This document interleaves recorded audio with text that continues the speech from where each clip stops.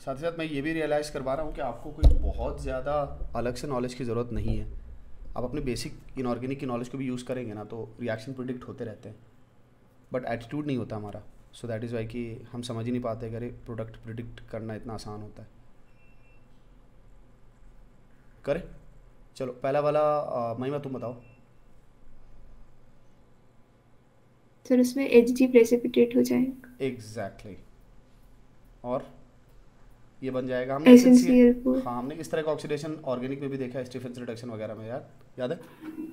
Yes. Essential to से essential four में conversion होना।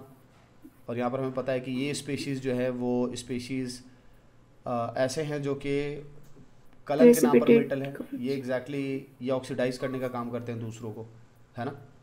यस। तो इनके सॉल्ट भी अगर सामने आ गए तो ये इलेक्ट्रोड लेकर के प्रेसिपिटेट बना लेंगे। कृष्णा अगला वाला तुम ट्राई करो। SO2 बन जाएगा। कॉन्गा स्ट्रेसोफोर ऑक्सीडाइजर के रूप में ही या काम आने वाला है यहाँ पर। और सल्फ़र के ऑक्सीडाइज्ड प्रोडक्ट बहुत कॉमन है। SO2 SO3 इनफैक्ट एक अच्छे लिविंग ग्रुप के रूप में, बहुत अच्छे तो नहीं, N2H2O इनके जैसा तो नहीं, बट अच्छे लिविंग ग्रुप के रूप में दिखते हैं। तो SO2 का फॉर्मेशन हो जाएगा। उसके अलावा कुछ और बनेगा साथ में, Yes. कुछ और बनेगा ना, H2O बनेगा। हाँ, H2O। चलो आसानी थे तुम्हारे नंबर ये, Na2S प्लस AgNO3।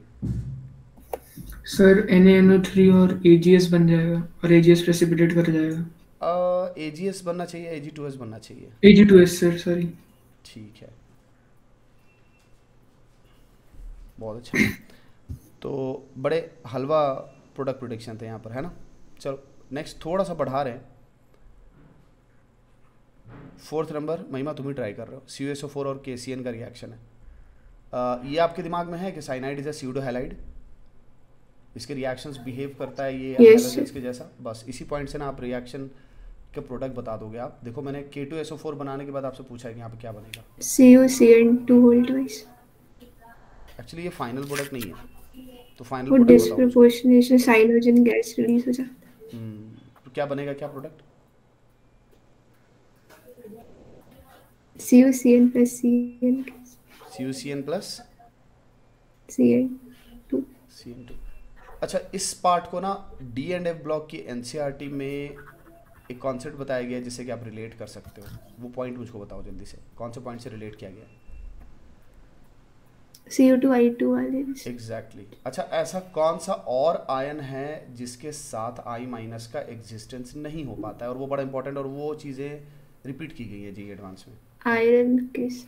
Fe+3, ये दोनों I माइनस के साथ एग्जिस्ट नहीं कर पाएंगे। यहाँ पर ऑक्सीडेशन रिडक्शन रिएक्शन हो जाएगा, इसके साथ Cu2I2 बनेगा, प्लस I2 बाहर आएगा। एग्जैक्टली इसी पैटर्न पर ये रिएक्शन यहाँ पर दिख रहा है, राइट।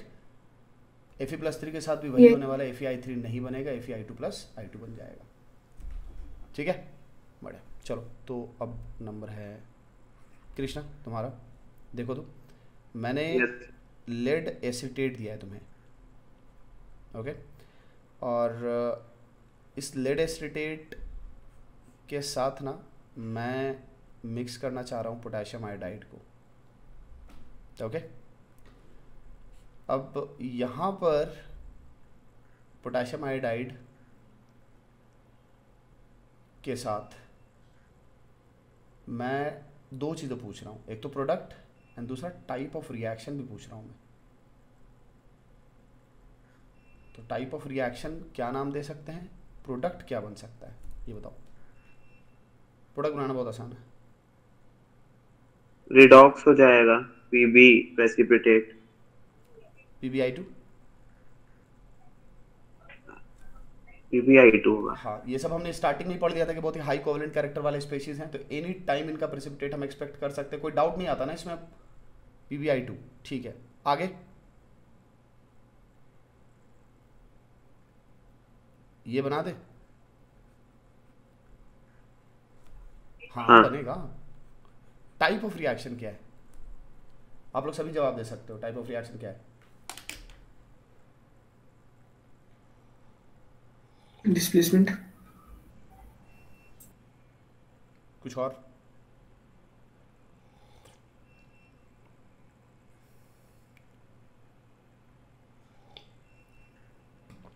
एक तो देखो, अगर रिएक्शन नॉन रेडॉक्स है तो नॉन रेडॉक्स रिएक्शन नाम तो देना ही देना है, सुना? तो एक Yes. नाम नॉन रेडॉक्स है, दूसरा आयन एक्सचेंज हुए तो आयन एक्सचेंज है। अब आपको ये चीज़ बहुत छोटी लगेगी क्या सर, हमें क्या करना है, इसका करना है, इसलिए करना है क्योंकि आप जब ऐसे लिखेंगे नाम तो आपको खुद ही रिकॉल होता है कि प्रोसेस में हो क्या रहा है, चीज़ें लिंक बनाती हैं। और मैं चाहता हूँ कि भाई हम क्या करते हैं, हम ये सब चीज़ें सबके सब फेनमैन टेक्निक में काउंट करते हैं। मतलब कि हम चाह रहे हैं ये सब चीज़ें लिख करके, हम चाह रहे हैं कि तुम कैपेबल बनो कि तुम किसी और को सिखा सको, समझा सको। तो तुम किसी और को सिखाओगे समझाओगे कैसे, जब तुम उन्हें बताओगे ना कि रिलेटेबल है, ये चीज़ें रिलेट की जा सकती हैं। तुम समझो प्रोसेस में हो क्या रहा है, कोई रेडॉक्स रिएक्शन नहीं हो रहा है। और इस चीज़ का कितनी बार मैंने यूज़ करवाया है कि देख, इस अभी थोड़ी देर पहले भी करवाया था कि देख यहाँ पर ना रेडॉक्स नहीं है। जब रेडॉक्स नहीं है तो इसका मतलब सिंपल आयन एक्सचेंज है। इसका मतलब मुझको प्रोसेस में समझना है कि प्रेसिपिटेट बन सकता है क्या, वही ड्राइविंग फोर्स बनेगा। नहीं तो रेडॉक्स रिएक्शन में तो ऑक्सीडाइजिंग और रिड्यूसिंग एजेंट का जो नेचर है वो भी तो बनता है ना ड्राइविंग फोर्स, बोलो। Yes. भाई Yes, उनके sir. उनके पोटेंशियल बनने लगते हैं ड्राइविंग फोर्स। ठीक है, 6 रिएक्शन पर आ रहे हैं। 6 मुझे लगता है किसकी बारी है, सानिध्य तुम्हारी बारी है। आसान रिएक्शन दे रहे हैं, अच्छे से सोच करके बताना। Ag2O का रिएक्शन करवा रहे हैं SO2 के साथ, होगा नहीं होगा, अगर होगा तो क्या बनेगा, सारे लोग सोचिए, क्योंकि मैंने Ag2O दिया है, सॉल्ट नहीं दिया कोई।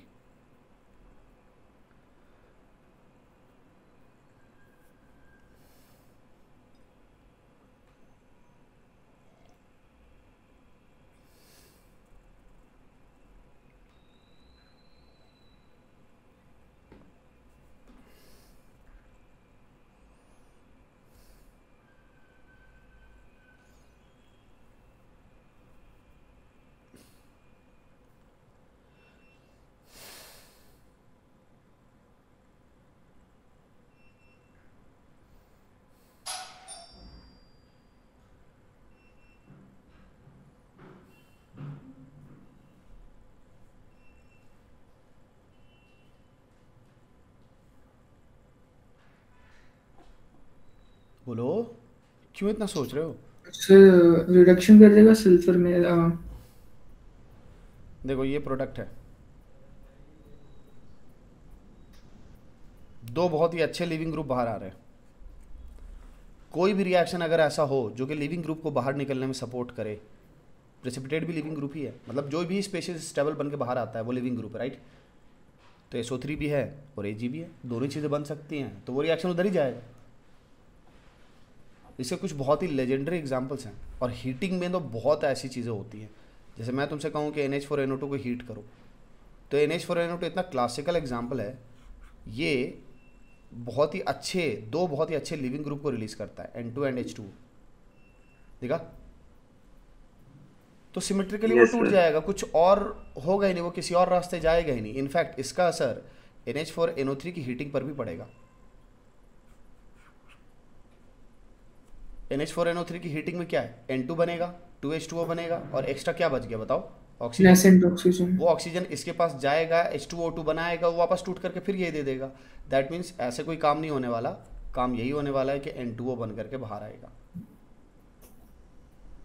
तो सच्चाई में N2O हम मेन प्रोडक्ट के रूप में N2O ले लेते हैं NH4NO3 की हीटिंग में। तो जो सिमेट्रिकल डिसोसिएशन है और लिविंग ग्रुप का बाहर निकलना है,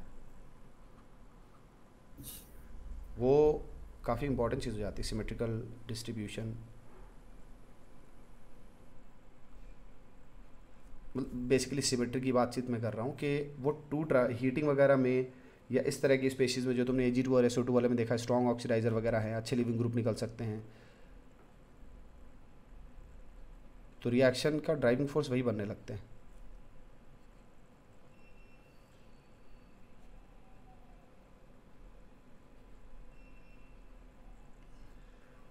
क्या होगा, ये रिएक्शन का ड्राइविंग फोर्स बन जाते हैं। ठीक है, बोलो, क्लैरिटी ना? Yes. Yes, sir. ठीक है, यस सर। बढ़ते हैं फिर आगे, दूसरे रिएक्शन की तरफ चलते हैं। HNO3H2SO4 वाले को मैं मिक्स करूंगा, ठीक है? शायद 6 रिएक्शन हो गए ना हमारे, तो हीटिंग के KFC हो गए।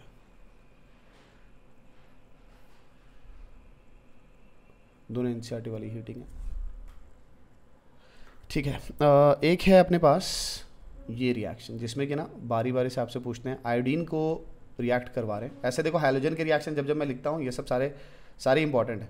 और ये मैं ये बोलूँगा कि जब भी हम कुछ भी पढ़ते हैं ना, जैसे हमने ये काम किया अभी रिएक्शंस को पढ़ने का काम किया, और तुम देख रहे होगे कि मैं लगातार ही इसी पर फोकस ही करा रहा हूँ कि तुम रिएक्शन के प्रोडक्ट प्रिडिक्शन पर जाओ, क्योंकि तुम एक बार यहाँ पर मेंटली तुम मजबूत हो जाते हो तो आगे तुमको कोई चीज़ रोक ही नहीं पाती है, तुम खुद ही समझ जाते हो। हाँ, नो डाउट कि अभी बेसिकली ये वो चीज़ें हैं जो कि तुम समझो कि हमने एग्जैक्टली सॉल्ट एनालिसिस नहीं की है, लेकिन स्टिल सॉल्ट एनालिसिस ही कर रहे हैं।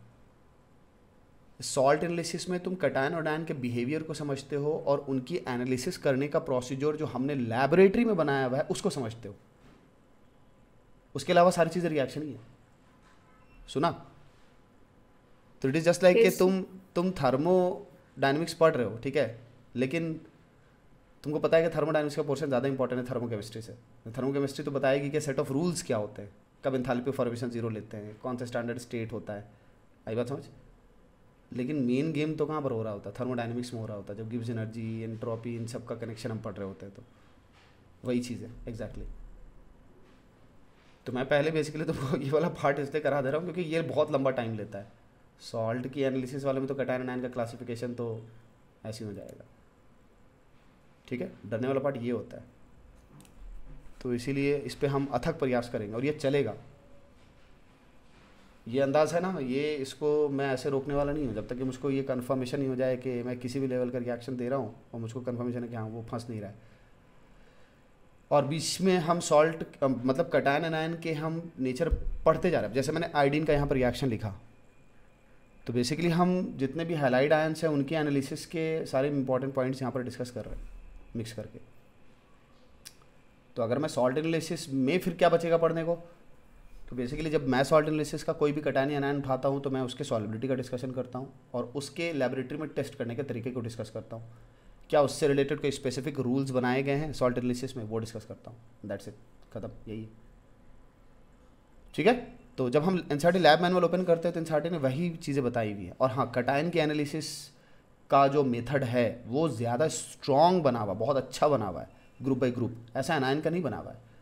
तो कटायन की एनालिसिस बहुत अच्छे से दिखाई है एनसीईआरटी ने और अच्छे से लोग पढ़ भी लेते हैं। एनायन के एनालिसिस में सबकी लगी पड़ी रहती है समझे? तो वो देखेंगे, बट आते हैं पहले ये काम करते हैं। पहले हमारे पास आयोडीन का रिएक्शन है कॉन्ग H2SO4 के साथ। तो आप देखो और मुझको बताओ कि कॉन्ग H2SO4 के साथ क्या बन सकता है।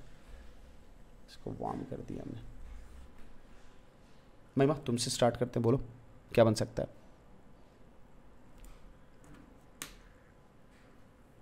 आप ट्राई करोगे तो मैं फिर हिंट करूंगा, फिर आप वहाँ से लेना। चलो मैं हिंट करता हूँ। देखो एक प्रोडक्ट मैं बता रहा हूँ आपको, ठीक है। एक प्रोडक्ट है SO2, ये बन रहा है, जो आपको एक्सपेक्ट करना चाहिए क्योंकि I2 वैसा हैलोजन मैंने लिया है जो सारे हैलोजन में हमें पता है कि हैलोजेंस में X- से X2 जाने की टेंडेंसी हाई होती है, राइट। लेकिन कौन सा ऐसा होगा जिसमें ये चीज़ जो काम नहीं कर रही होगी ढंग से? सबसे पुअर कौन ऑक्सीडाइजर है हैलोजेंस में? I2। यस, नो सर, और उसको कॉन्ग H2SO4 बीट कर देगा। I2 की औकात नहीं बचेगी कॉन्ग H2SO4 के सामने ऑक्सीडेशन की। अब लगाओ, अब दिमाग लगाओ। आयोडीन का ऑक्सीडेशन होने वाला, ये तो कंफर्म हो गया। यस। अब देखो आयोडीन के ऑक्सीडेशन में ना HiO4 कभी नहीं बनाना, हमेशा वो HiO3 पे जाकर के रुक जाता है। कई सारे रीजंस हैं। एक तो हायर ऑक्सीडेशन स्टेट का अनस्टेबल होना, दूसरा ज़्यादा अमाउंट ऑफ ऑक्सीजन का आ जाना, ज़्यादा बॉन्ड्स का बन जाना। ये बहुत सारे बैरियर्स है जो कि हमें ये शो करते हैं कि HiO4 नहीं दिखने वाला तुम्हें। अगर दिखा भी होगा तो वो डिसोसिएट कर गया अंदर ही में।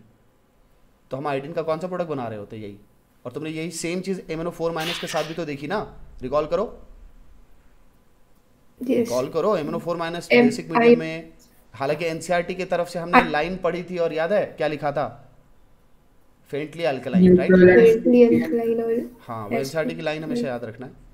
ठिकाना नहीं, जी एडवांस भी वही काम करते हैं, एनसीईआरटी की लाइन उठा के दे दे। तो IO3-, तो वहाँ से रिकॉल करो ना, ये बनेगा, ठीक है। चलो अब Yes. ट्राई करना, एक क्वेश्चन और तुम ही ट्राई करो पहले महिमा, उसके बाद फिर दूसरों के पास जाएगा। कॉन्ग HNO3 डालते हैं, कॉन्ग H2SO4 हटा दो, ठीक है, और इसको हल्का हल्का गर्म करते हैं। अब ट्राई करो।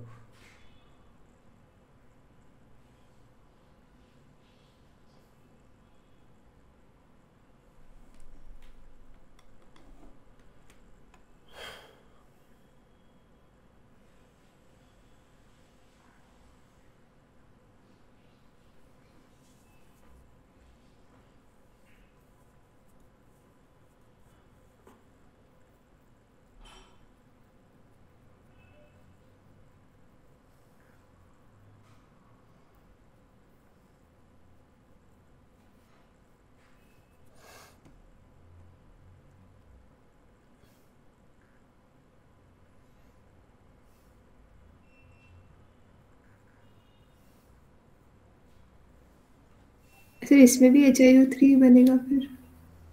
एग्जैक्टली इतना टाइम क्यों लगा फिर? मत सोचो इतना, बहुत स्ट्रेट फॉरवर्ड चीज़ है, इनऑर्गेनिक बहुत इजी चीज़ है। मत बनाओ इसको मुश्किल, मत बनाओ, बहुत इजी है। प्रिडिक्शन बहुत इजी होता है इनऑर्गेनिक में, एक ही पैटर्न में प्रिडिक्शन होने लगता है, मैंने तो दिया ही इसीलिए।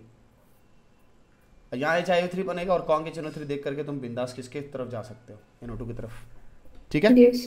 अब यहाँ पर मैं हल्का सा क्या चेंज कर रहा हूँ, ऑक्सीडाइजर का नेचर चेंज कर रहा हूँ, और ऑक्सीडाइजर डाल रहा हूँ क्लोरीन वाटर। कृष्णा तुम ट्राई कर रहे हो इसको, क्लोरीन वाटर है और मैंने कुछ ज़्यादा हीटिंग नहीं की है, रूम टेम्परेचर रखा हुआ है, ठीक है, करो ट्राई।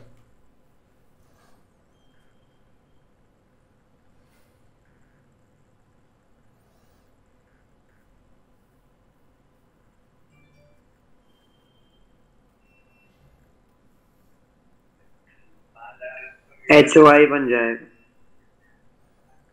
फिर से HOI। देखो यहाँ इससे ये पता चल रहा है कि तुम क्लोरीन वाटर को हल्के में लेते हो, मजाक नहीं है। Chlorine water second most powerful oxidising है। ब्रोमीन और आयोडीन रहे, ब्रोमीन रहे तो तुम थोड़ा, एक बात भी की जा सकती है, मतलब क्लोरीन वाटर है ये, यूजुअली हम यूज़ ही नहीं करते क्लोरीन वाटर को, मतलब क्लोरीन वाटर एक अच्छा माइल्ड ऑक्सीडाइजर है। और यहाँ पर ये चीज़ वीक है ना, ये वीक है, तो इसकी जो औकात है वो और ज़्यादा बढ़ गई है। ये भी सेम ही प्रोडक्ट बनाता है HiO3, Cl2 से Cl- जाने की टेंडेंसी हाई है ना, प्लस Yes sir। 1.36 वोल्ट होता है, समझे। और MnO4- से MnO4- Mn+2 जाने के लिए क्या टेंडेंसी है, प्लस 1.55, कम थोड़ी ना Cl2 से Cl-। ओके हाँ ठीक है। तुम्हारे पास ये H3PO4 वाला है, H3PO4 के साथ वार्म किया सानिध्य, तुम लोग भी, बाकी लोग भी सोचो, रिकॉल करो H3PO4 का कनेक्शन।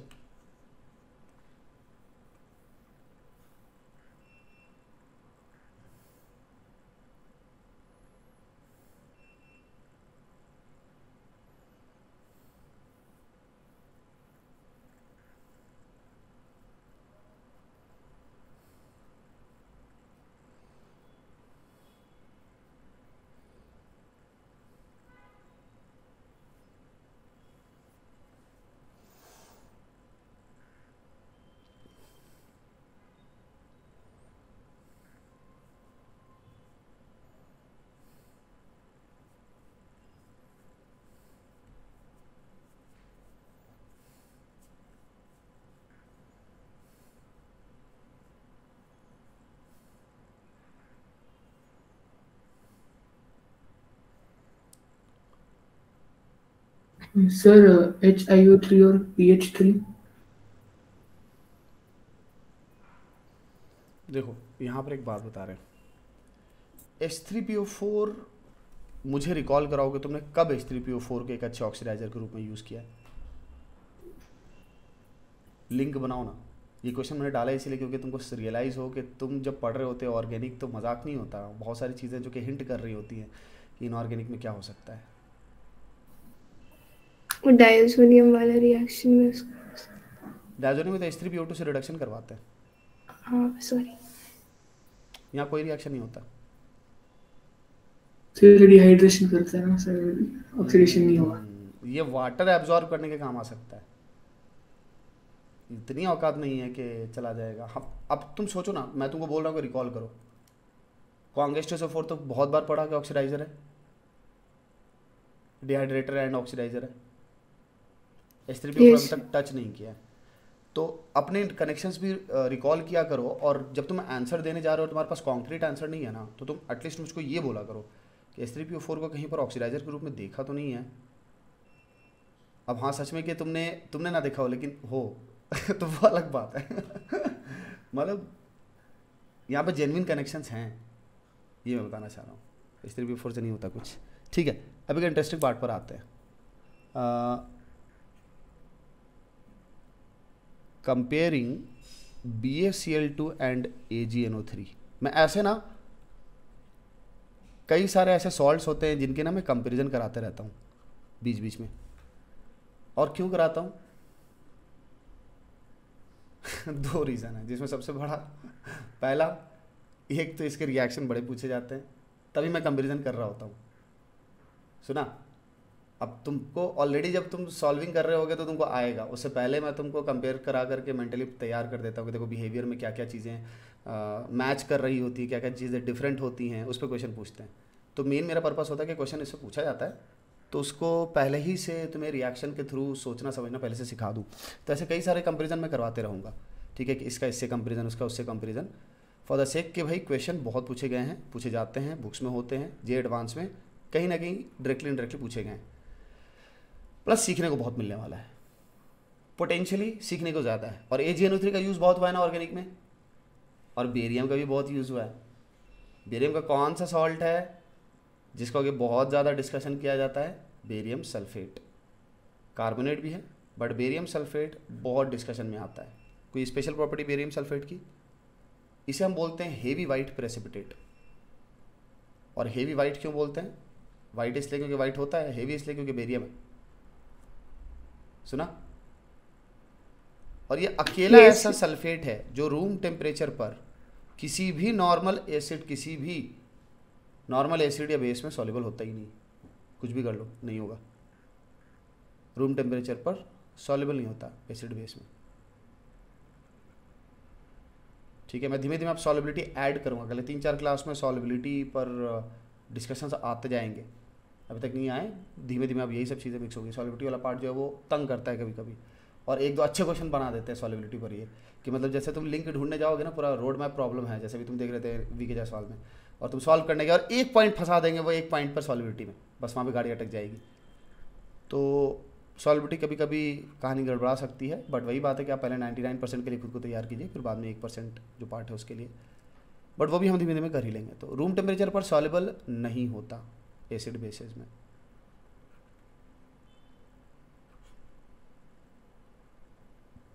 ये इसकी प्रॉपर्टी है। ठीक है, अब कंपेयर कैसे करेंगे? तो मैं कुछ कुछ चीज़ें लिख रहा हूँ, आप देखते जाना। हम लिख रहे हैं यहाँ पर कार्बोनेट एनायन के साथ BaCl2 क्या कर सकता है और AgNO3 क्या कर सकता है। ठीक है, तो चलो आप बताओ, BaCl2 के साथ कार्बोनेट का रिएक्शन है और AgNO3 के साथ कार्बोनेट का रिएक्शन है। ट्राई करो अपनी तरफ से, ये बनेगा। देखो, कार्बोनेट्स एल्किली मेटल के साथ, कार्बोनेट्स और एल्किली मेटल्स, कार्बोनेट्स और एल्कलाइन अर्थ मेटल्स, कुछ याद करो, कोई कनेक्शन है याद? कैल्शियम कार्बोनेट, देखो मैं द ग्रुप स्टेबल होता है। एनसीईआरटी की लाइन हमने पढ़ी हुई है, कैल्शियम कार्बोनेट वगैरह जो है वो स्टेबल होते हैं। बेरिलियम कार्बोनेट स्टेबल नहीं होता, उसको हमें रखना पड़ता है CO2 के एनवायरनमेंट में, याद आया? एनसीईआरटी की लाइन है, बेरिलियम कार्बोनेट नहीं स्टेबल है। Yes. और वो क्यों नहीं स्टेबल होगा? क्योंकि थर्मल स्टेबिलिटी की बातचीत चल रही है, तो बेरिलियम+2 जो है वो छोटा है, राइट? तो छोटा कैटायन छोटे एनायन को स्टेबलाइज करता है, that is the principle of thermal stability, है ना? तो इसीलिए सबसे कमज़ोर अगर कोई कार्बोनेट होता है तो वो बेरिलियम का होता है। बोलो,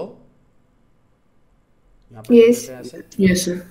सबसे कम थर्मोडायनेमिकली, सबसे कम thermodynamically stable carbonate is beryllium carbonate. इसको CO2 के एनवायरनमेंट में रखना पड़ता है तभी स्टेबल होता है। तो आप बेरिलियम से लेकर के मैग्नीशियम कैल्शियम वगैरह में जा रहे हैं, बेरियम तक जा रहे हैं, तो स्टेबिलिटी तो होगी ना। तो मैंने कुछ भी एक्स्ट्रा नॉलेज नहीं ली, मैंने ऐसे प्रिडिक्ट कर दिया प्रेसिपिटेट बनाएगा, क्योंकि मैंने तो कितने सारे क्वेश्चन बनाए जिसमें कि कैल्शियम कार्बोनेट के सॉलिड फॉर्म का ही डिस्कशन हो रहा होता है कि उसको हीट करते हैं, तो नेचुरल उसका फॉर्म क्या है बताओ, सॉलिड है, दैट मीन्स उसका एग्जिस्टेंस वैसा है, तो मैं इजीली प्रिडिक्ट कर सकता हूँ। और ये सब चीज़ें मैं बोल रहा हूँ, लेमन तरीके से सोचो और कनेक्शंस बनाओगे, बहुत मज़ा आएगा। तुमको खुद फील होगा मुझको पता था लेकिन कभी कनेक्शन बनाने नहीं आता था, समझे। तो BaCO3 का प्रेसिपिटेट बनना कंफर्म है, बोलो। चलो AgNO3 वाला बताओ क्या बना सकता है। AgNO3 की प्रॉपर्टी आपको पता है, बोलो। सर प्रेसिपिटेट कर जाएगा, प्रेसिपिटेट ही बनाएगा, ठीक है। नेक्स्ट अनायन उठा रहे हैं ऑक्सलेट। ऑक्सलेट के साथ प्रिडिक्ट करो क्या बनेगा।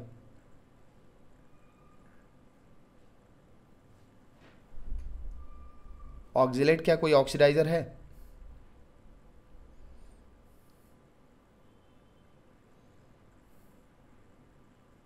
ऑक्सलेट क्या कोई ऑक्सीडाइजर है?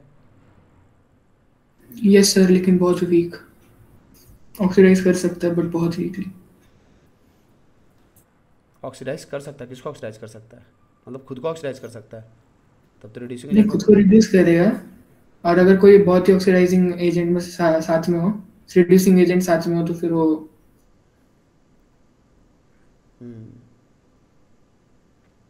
सॉरी सर मैं कंफ्यूज हो गया। देखो यहाँ पर तो बेरियम का सॉल्ट बना सकते। मैं एक बार फिर से बताऊँ कि यहाँ पर प्रेसिपिटेट बनता है इन दोनों के केसेस में।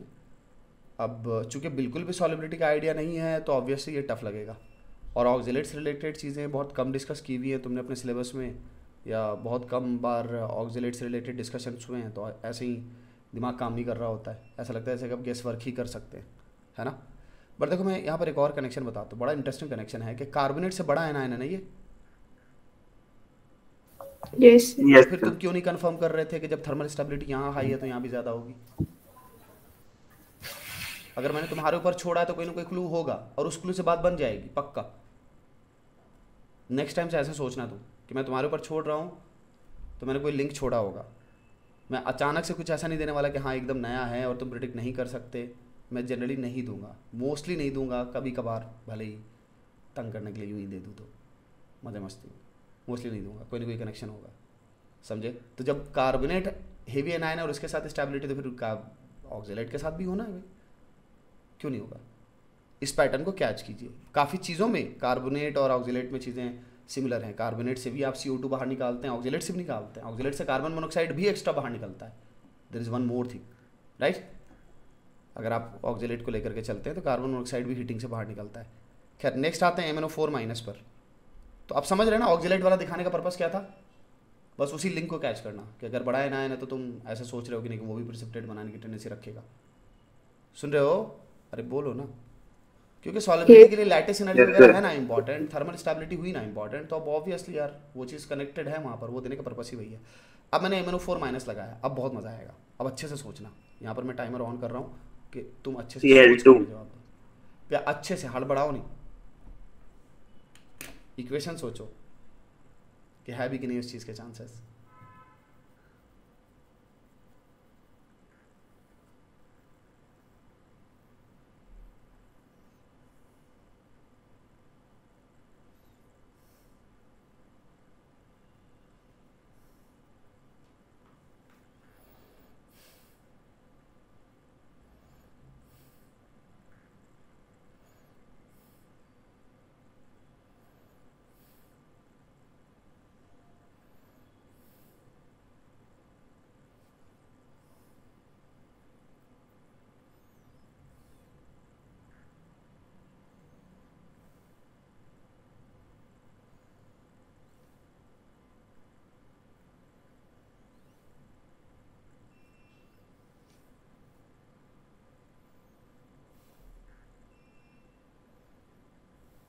बोलो,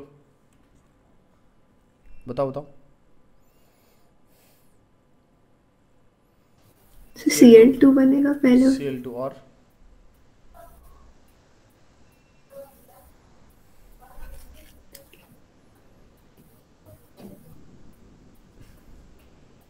Mn+2 बनेगा।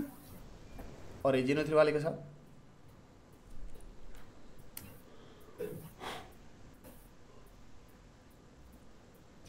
NO3- तो वैसे ही रहेगा। और कुछ?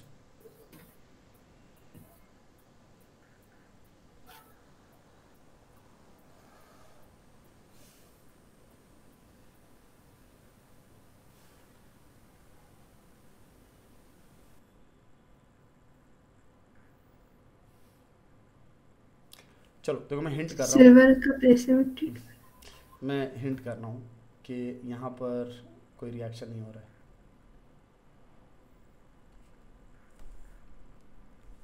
वहाँ पर रिएक्शन नहीं हुआ, वहाँ पे हिसाब किताब सोचो, अब प्रोडक्ट यहाँ पर प्रिडिक्ट करो। मैं अभी लॉजिक नहीं बता रहा वहाँ पर कि क्यों नहीं हो रहा है।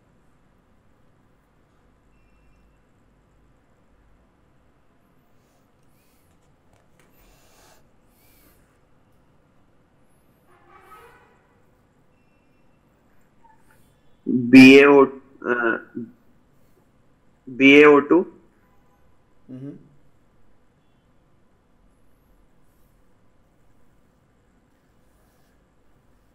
और कुछ? देखो फिर इसमें मीडियम कैसे डिसाइड? एग्जैक्टली बड़े जल्दी आप लोगों की ना आंखें खुल गई, कोई रिएक्शन नहीं है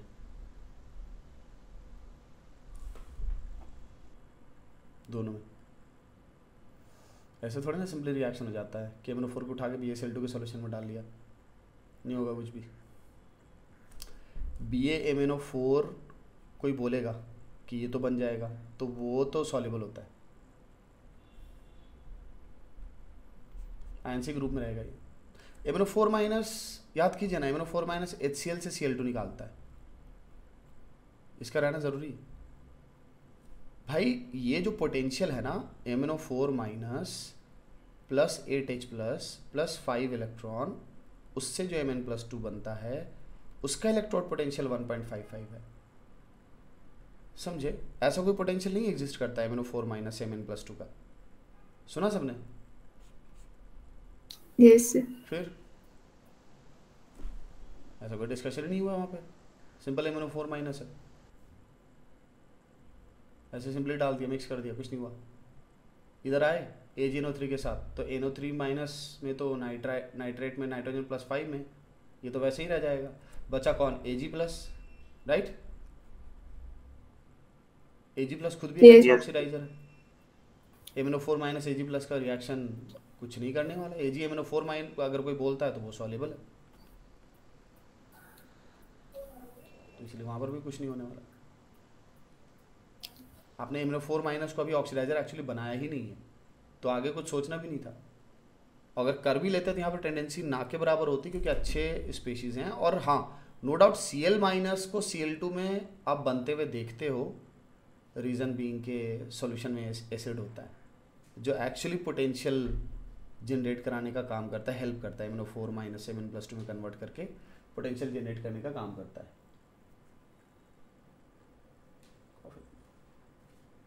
ठीक है, चलो अब एक बार मुझको बताओ मुझको कि कैसा रहा, चीज़ें गई दिमाग में? यस। Right, yes sir. ठीक है, तो यस थोड़ा और हिट करें, थोड़ा और ट्राई करें, बोलो।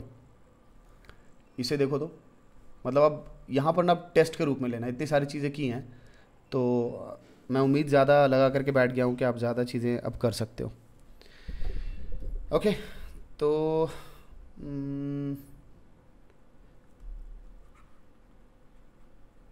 AgCl का रिएक्शन मैं करवा रहा हूँ, ध्यान से देखते जाना आप। AgCl दिया है, इसका रिएक्शन है CF2 के साथ, ठीक है? This is the first one. Second one is BaSO4,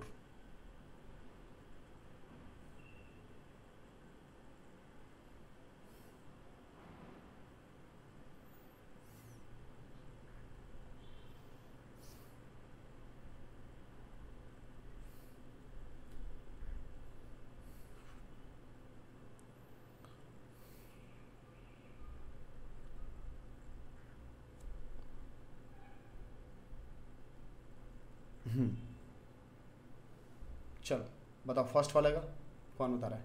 महिमा तुम ही ट्राई करो पहले। सर AgF और CaCl2 AgF and CaCl2 CaCl2 precipitate form वो तो इसलिए reaction forward direction. No reaction लग रहा है फर्स्ट वन। देखो ये स्पीशीज इनसॉल्युबल है, CF2 सॉल्युबल है, फ्लोराइड्स जनरली फ्लोराइड्स इनसॉल्युबल होते हैं, बट जो सॉल्युबल फ्लोराइड्स होते हैं उनके बारे में जान लो। AgF एक सॉल्युबल फ्लोराइड है, NiF2 एक सॉल्युबल फ्लोराइड है, और ये एग्जांपल्स मैं दे क्यों रहा हूँ बता क्यों रहा हूँ, सबसे इंपॉर्टेंट वाले फ्लोराइड्स हैं, स्पेशली AgF AlF3, ये तो बहुत डिस्कशंस में आते हैं।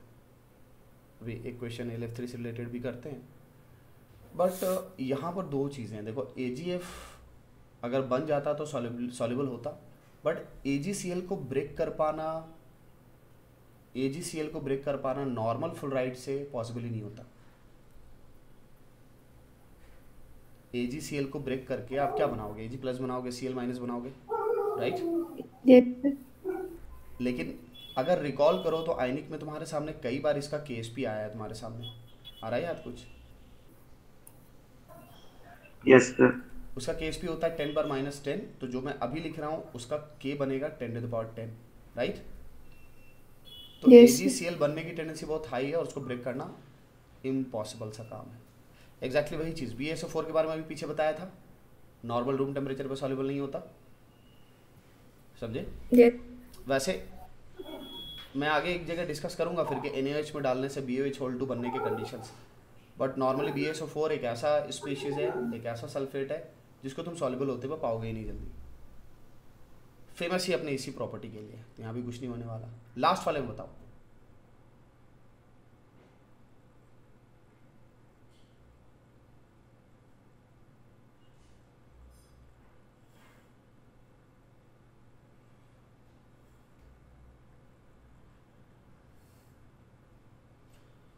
लास्ट वाले का मुझे बहुत अच्छे से इंतजार है। ये सॉल्युबल है और अभी हमने BaCl2 भी देखा था, वो भी सॉल्युबल ही था, तो तुमको कोई डाउट नहीं रहना चाहिए कि सॉल्युबल है कि नहीं है। ये वाला इनसॉल्युबल था। सर BaCrO4 बन सकता है क्योंकि वो प्रेसिपिटेट कर जाएगा। आप BaCrO4 कैसे बना सकते हो? तो क्यों वहाँ डाइक्रोमेट है तो? सर लेकिन मीडियम, हाँ वो मीडियम के ऊपर डिपेंड करता है।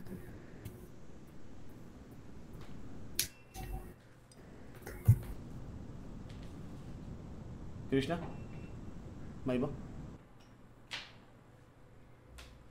देखो सच्चाई है कि BaCrO4 ही बनेगा। लॉजिक है बड़ा प्यारा सा। देखते हैं कौन कर रहा है, ट्राई करो।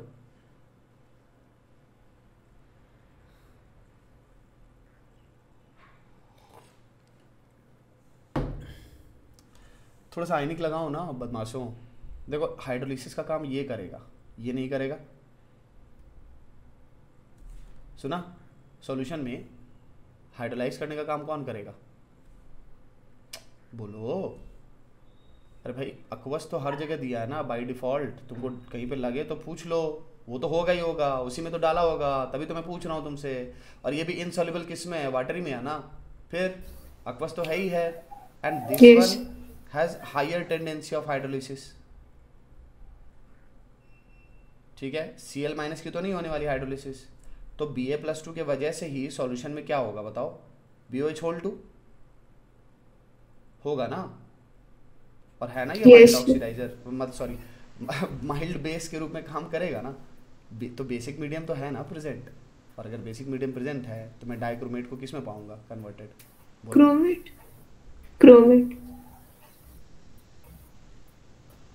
खत्म का, तो वो बेरियम क्रोमेट ही बनने वाला है।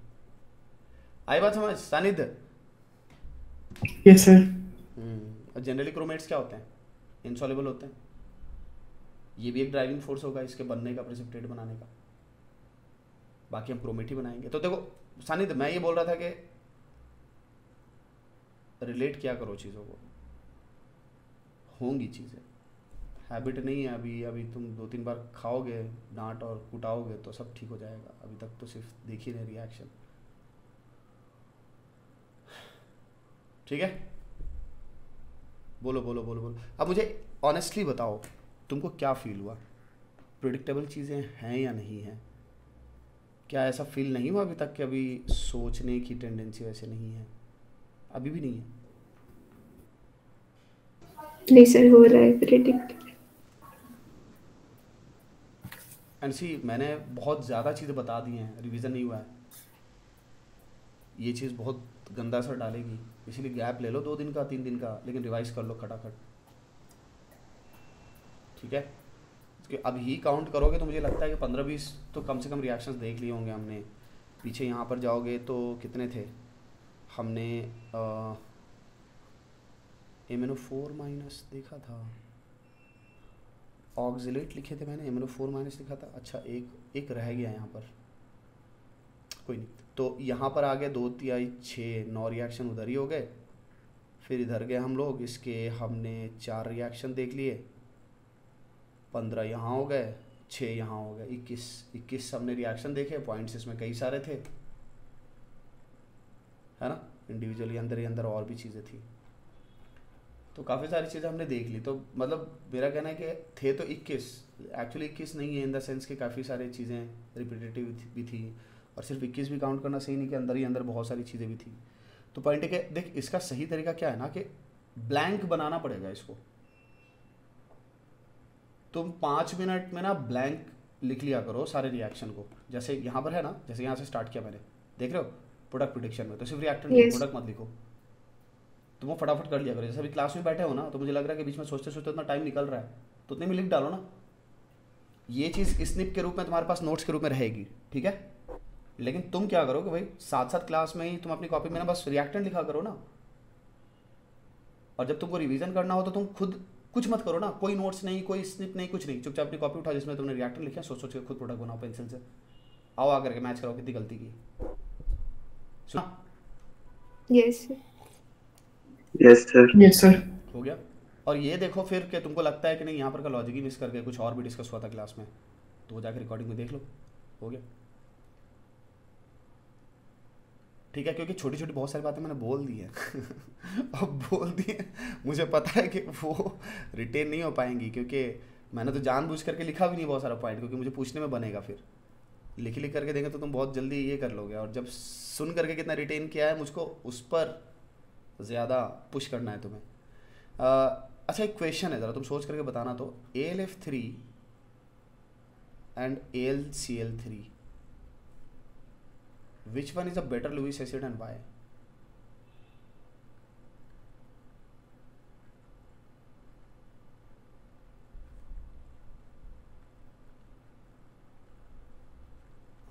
अच्छे से लॉजिक बताना तो, क्यों, कौन है जो कि बेटर लुईस एसिड है और क्यों है?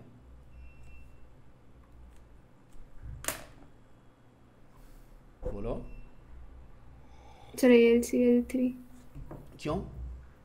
तो LF3 में बैक बॉन्डिंग हो जाए। AlF3 में बैक बॉन्डिंग हो जाएगी। और कृष्णा? AlF3 शायद आयनिक। आयनिक। ये सानिध? सर AlF3, क्योंकि AlCl3 में ज़्यादा बेटर बैक बॉन्डिंग होगी, क्योंकि दोनों के ऑर्बिटल्स मतलब सेम साइज के। सानिध, बैक बॉन्डिंग के, अच्छी सिग्निफिकेंट बैक बॉन्डिंग के लिए एटलीस्ट एक आइटम होना चाहिए सेकंड पीरियड से। इससे तेरा पॉइंट तो कैंसिल हो गया। देखो, AlCl3 is a better Lewis acid, in fact वही लुईस एसिड है। AlF3 तो लुईस एसिड ही नहीं है, तो बेटर की बात क्या होती है? अब सोचो क्यों नहीं है नॉट अ लुईस एसिड? है ही नहीं, क्योंकि अभी जस्ट मैंने ऊपर बताया था कि जनरली फ्लोराइड सॉल्युबल नहीं होते, बट ये सबसे फेमस वाले सॉल्युबल फ्लोराइड्स हैं। एल्कली और अल्कलाइन छोड़ दो, हम इनकी बातचीत कर रहे हैं, apart from alkali alkaline, famous soluble fluorides.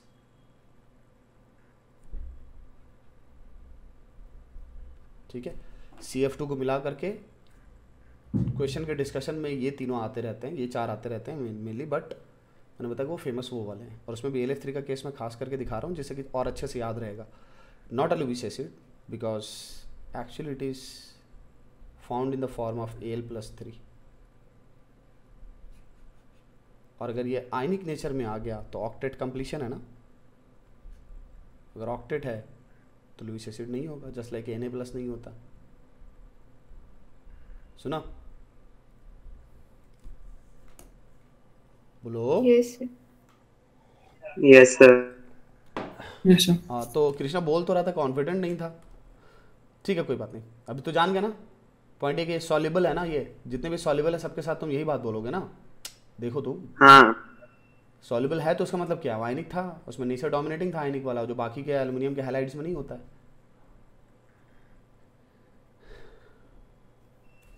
ठीक है, तो यहाँ पर अभी क्लास को रोके महिमा, या फिर जो है 10 मिनट और करना है? No sir, then I am having another class. Class है ना, बंद कर दे। चलो ठीक है, अभी यहाँ पर Yes. बंद कर रहे हैं, ठीक है।